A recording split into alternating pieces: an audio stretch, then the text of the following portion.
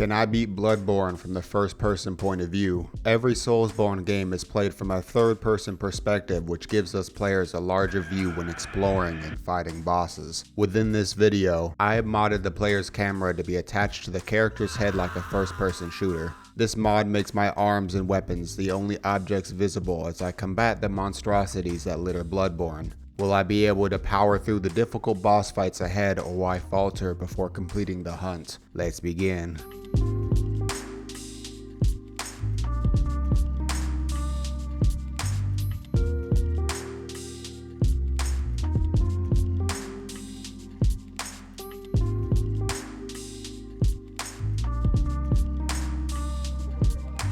I named my hunter Blind AF and picked the origin of military veteran for the higher strength and skill stat in order to deal out more damage. Strapped down and restrained due to the loads of copium I've inhaled for the Bloodborne remake, I hallucinate about Jacob's fired up cousin and get touched by some messengers. Once arising from the table, the run finally starts and I equip the Great One hat and hunter gloves to trigger the perspective change. By equipping the hat, I switch to first person and the rest of my beautiful body becomes invisible. The hunter gloves are visible since I have them equipped. This will happen with any armor I wear, but I'm going to limit my apparel to these two pieces. This will drastically limit my defense, making myself easy pickings for later bosses, but we'll get to that later. The fight with the werewolf had its difficulties. I can't even see, bro. Oh, that's not good. Cutscenes have a funny side effect with this mod as my entire body is physically invisible. I picked the OG starter hunter loadout and take revenge on the werewolf. Fighting with this perspective has its own unique challenges, mainly judging if an enemy hit is going to land or not. Hitting enemies feels both very satisfying and responsive since Yharnam citizens are all up in your face, making the smaller details of your player animations more noticeable. In groups though, my overconfidence with Bloodborne's combat can show. Performing viscerals, on the other hand, whether through a backstab or parry, gets my dopamine receptors pumping like crazy. Oh yeah, rip your chest out. The ability to shove your hand into the enemy's chest and perform a Mortal Kombat X-ray has no better feeling in this game, and the first person perspective makes it more personal. I eventually made my way to the sewers and picked up a saw spear, which will be my main weapon for the entire run. Aside from killing every boss, I'm going to try making myself as overpowered as I physically can. The saw spear's quick attack speed makes it a monster when fighting beast type enemies since it deals serrated damage. Returning back to the hunter's dream to buy some blood vials. Hey, what's good, doll? Damn, she is tall. It might just be where the camera's sitting at, but like, dude, she towering me, she tall. I leveled up my vitality to 14 and upgraded the spear to +1 from the blood shards I collected. The first boss fight is Cleric Beast, and he really provided a frame of reference for how large some of these beasts can be. A lot of his gap closer attacks were difficult for me to adjust to and dodge from my viewpoint. His size combined with his banshee screeches make him intimidating on a more human kind of level. I defeated him on my second attempt as I chose to be more aggressive and secured a nutty visceral by throwing a Molotov at his head. You can really bait his combos out and punish him once he's done thrashing around like a toddler. Father Gascoigne is the next boss after the Cleric Beast, a man that needs a breath mint after huffing too much beast blood. I excel at this hunter fight since I practiced it a little too much on my last video, which you should definitely check out once this video ends. Around half health, he fell off the ledge and got stuck on the gate. It's clear he has gone full Ninetales as a mere donkey gate blocked him from attacking me, something I took full advantage of, and I put an end to this tragic dog that lost his way. I upgraded my spear to +2 after the recent fight and headed for the cathedral ward. You just see a pair of hands. It's like I'm a ghost. Maybe that's the reason why Gascoigne couldn't figure out where the I was. Once there, I continued moving through Yharnam and collected more blood shards for a +3 spear. Baby old Yharnam is up on the block. Okay. Wow. At the top of the tower, Durja was clearly showing me up. Did I just get visceral?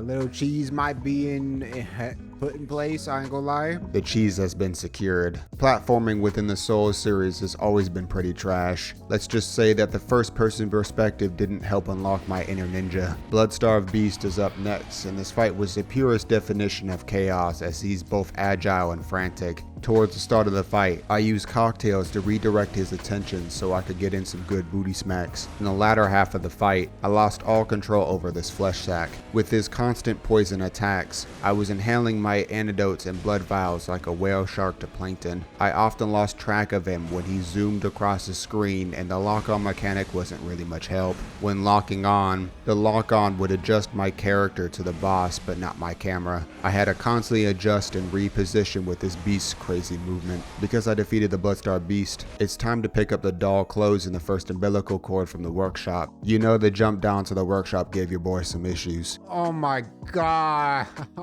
Snatchers usually don't ever give me much trouble when fighting, but this one caught me lacking. If a snatcher kills you, they kidnap you and take you to Yar Ghul, and I wasn't having any of it. Luckily, there is a lantern 3 feet from the prison door, and I dipped back to the Hunter's Dream. I upgraded the spear to +4 and unlocked the rest of the Cathedral Ward. Another problem I found with this mod are the gunners. I don't know if it's a perception issue, but trying to time the shots and dodge at the correct time wasn't registering in my mind. Hemwick Charnel Lane is my next location before hitting the mid-game. My spear is halfway to the potent level +10, and it's time to battle the Witches of Hemwick, which is one of the easiest bosses within Bloodborne. I mostly just failed at backstabbing the witches until the first witch was dead. I didn't kill the second witch in time, and the other one managed to respawn. A few of the times the witches took my hunter to the dentist's office for a root canal inspection, which was fun to witness in first person. I somehow failed to regulate my anger on one of the easiest bosses since the witches snuck me while invisible. Straight after, I threw hands with Vicar Amelia, one of the larger bosses in Bloodborne. I decided to stick to the booty and start slicing and dicing like if I was Corey Kenshin for the most damage. Despite her size, most of the attacks are very well telegraphed, and it was easy to dodge even in first person. Now that the Vicar was allowed to rest, the mid-game has been reached. I finally reached the Forbidden Woods, the bane of my existence, my last challenge run. My current level is 37 with a vitality of 28 and skill of 22. I will be focusing on survivability and more visceral damage by leveling up these skills. I then advanced my spear to +6. Ironically, this is where I made a major screw up on the run. Trying to be proactive, I ascended to Yosefka's clinic to grab a second umbilical cord while struggling to beat the woman in white robes. Turns out you're not supposed to kill her until Rom is defeated, so she didn't drop the second umbilical cord. This is important for the end of the run. If you know, you know, but I'll get to this later. The 3 musketeers are my next boss fight. Juggling all 3 shadows at once definitely upped the stakes as the fireball shadow kept spamming me off screen. I primarily focused on parrying the weeb and using the grave to help split aggro between the shadows. In first person, it often felt seamless parrying smaller enemies with the gun since it was easy to pay attention to the finer details in their animation as opposed to a zoomed out camera. Issues started to arise once I reached the second phase with this Elastigirl attack. Second attempt, I prioritized Fireboy as much as the weeb and got both of them to low health. I saved the Kano Shadow for last, which makes the third phase so much easier as his reaction to almost everything is to dodge, making him predictable and very easy to punish. Following the shadows of Yharnam, straight ahead is my lazy gal Rom, who summons waves of spider minions to protect her. Taking out each spider by flanking around their side one at a time makes clearing the waves an absolute breeze. Rom herself is just a giant hitbox asking to get wailed on by my raid-soaked spear. After her first teleport, she gains magic spells like her meteor shower, which can be avoided by running to the side. Those spells mixed with her multiple high damaging spiders and my limited vision. Let's just say I had a few close calls. Watching this giant pool noodle hit and smash her body against the arena was quite amusing, but it wasn't enough to save her from my R1 spam. Now presenting Yar Ghul, Unseen Village, the place I was taken to earlier. The respawning enemies presented a few challenges, mainly getting stun locked since I misjudged the first hit. I grabbed the upper cathedral ward key for later. The lack of a chest piece and legs for defense, blended with enemies being scaled for the end game, was starting to become an issue. I tried challenging the 3 hunters later in the level. My health bar was not just obliterated, but vaporized, and sadly this would be the norm from here on out. Below the unseen village exists Dark Beast Parl, an electric type beast who got clapped by your boy. Once I got a limb break on one of his legs, it was a cycle of crippling the poor bony boy as he stood no chance against my serrated spear. I can't say the same for the next boss fight though, but first I strengthened my spear to +7 and +8. It's time for one of the most painful boss fights, the one reborn. At the start of each attempt, I would kill the bell ringers at the top to stop the projectile spam they dished out. The problem I was having was the boss itself and its very own spam attack. The corpse attached to the mask kept spamming the corpse drop attack, which comes above my camera and it's hard to see. Normally in third person, it's hard to spot and dodge consistently. In first person though, this problem is multiplied by 10, leading me to become confused all while my health bar vanishes like Houdini. The complication merged with its giant health bar and sporadic attacks led to a lot of frustration and deaths. Really? In my winning attempt, I had to lock in and dodge every few hits to avoid the corpse drop attack. I went for some big void damage when the boss was staggered from a limb break. I governed this roadblock's defeat, and it's time for some cleanup. With being one spear level away from max, it's time to defeat the rest of the optional bosses before entering the DLC and wrapping up with Gurman. I made my way to Canehurst Castle, running past most of the enemies. The boss in this area is Martyr Logarius, and he's next up on my hit list. My first try, I got comboed like I was low tier god playing any fighting game in existence. The second try was so much better than the first. Logarius loves spamming high damaging spells within his first phase, so dodging through those magical attacks and hitting his crotch is my favorable strat. One-on-one fights with more weapon orientated bosses like Logarius and hunter fights are so much easier in first person. Reading their attacks is extremely easy and the fights just flow like a waterfall into a stream. Everything feels so much more cinematic as I parry Logarius and perform a visceral. Sadly, on my second attempt, I sold in the end, but on my third, I parried Logarius until his heart wasn't beating no more. The other bosses that need to be cleaned up are located in the Upper Cathedral Ward and the Nightmare Frontier. I headed for the Upper Cathedral Ward and had a fantastic time fighting the brain suckers. I try not to complain too much, but the brain sucker grab is just rage inducing for me at least.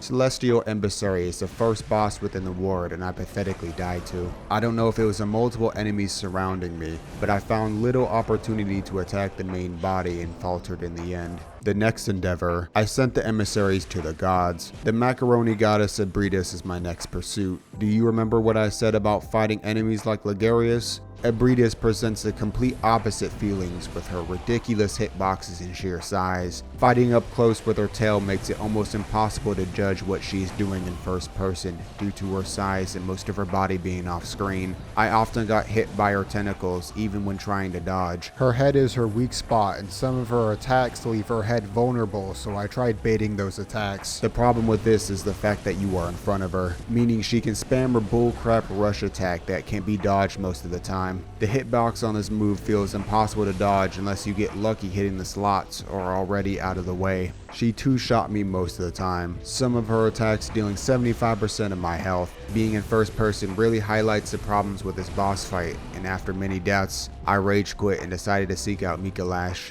Mikalash as a boss fight itself isn't much better in my opinion. I cheesed him with my poison knives as dealing with this call beyond attack just ain't worth my mental strength. My imaginary self pulled the lever to drop the brain great one into the bottomless abyss, and I grabbed the blood rock to finally max out the spear. A little bit more cleanup is in order, and Murgo's wet nurse is up on the chopping block. She is definitely one of the easiest bosses in the game as she struggles reaching behind her. Even in first person, I could spam dodge until I was behind her and R1 that booty like the Dark Souls 3 player I am. Except for her high amount of health and Naruto Shadow Clone Ninjutsu, she wasn't too difficult and she provided the second umbilical cord. Next up, Agmandala, who was within the Nightmare Frontier, and this Eldritch entity was a pushover for me since I was quite overleveled, even with her opposing size similar to Abridus.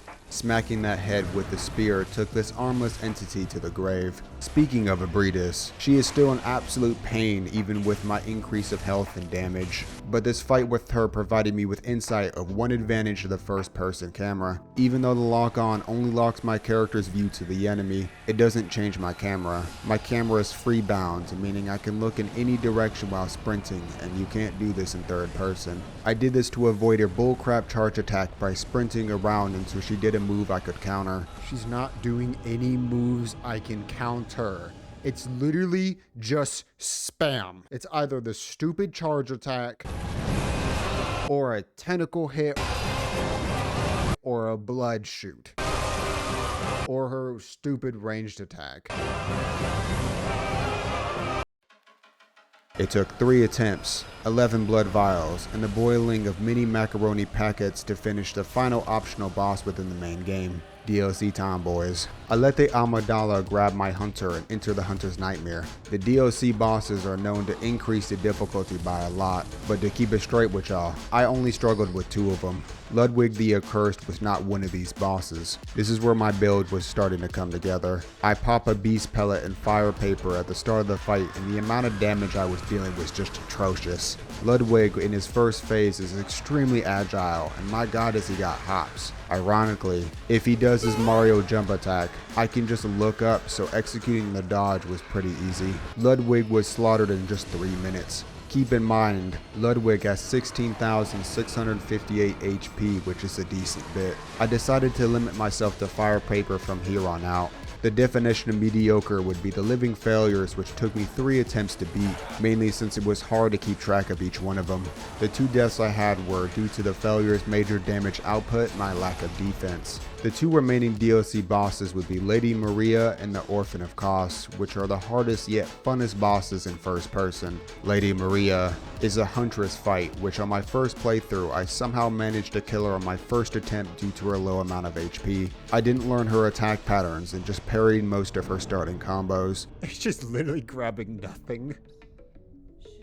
Just a pair of gloves floating in the air. I struggled fighting her a lot due to her pistol, lack of knowledge, and her dodge catching delayed swings. I had to lock in and learn her dodge timings. On her second and third phases, she gains a number of delayed high damaging blood attacks which have a crazy amount of range. I often struggled to initially dodge or parry her combos until her timings became muscle memory. First person makes a fight feel a lot more personal and immersive despite the fact I'm just 2 floating gauntlets with a spear and gun. The attempt I beat her, I just parried her out of the wazoo and ripped through her health bar like a knife through butter. She really needs more health if Sony ever decides to remake this game. The complete opposite of Lady Maria would be the Orphan of Kos. While Maria is calculated and deliberate, the Orphan is having the most valid crash out in gaming history, and unfortunately, I'm the victim to the Orphan's rage. His first phase is pretty manageable, and I could consistently pass this part without any trouble. Most of the time. In his second phase, the chains are broken, and he grows some butterfly wings and throws caution to the wind. He can fly around the arena, throwing his placenta sacks randomly, and I would often lose track of him. Up close, I really had no idea what was going on, and I would just dodge and hit any opportunity I got. It took maybe about an hour to beat him, but here is the attempt I defeated him.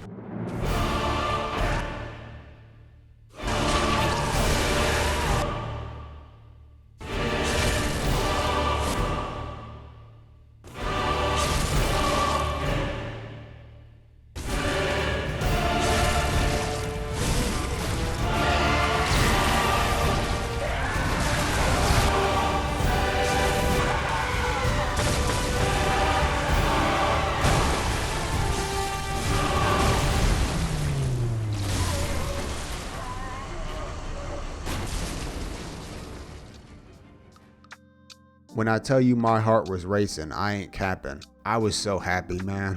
Yeah! God! With the DLC finished, here's where the screw up happens. You need 3 umbilical cords to fight the hidden final boss. Your boy was only smart enough to get 2 of them since I screwed up earlier at the clinic and didn't have the patience to do any NPC quest lines. Gurman is gonna have to suffice for now. He really wasn't much trouble. I was motivated to beat him on my 3rd attempt since my girl promised me CFA. There's nobody there. There's nobody. You know what?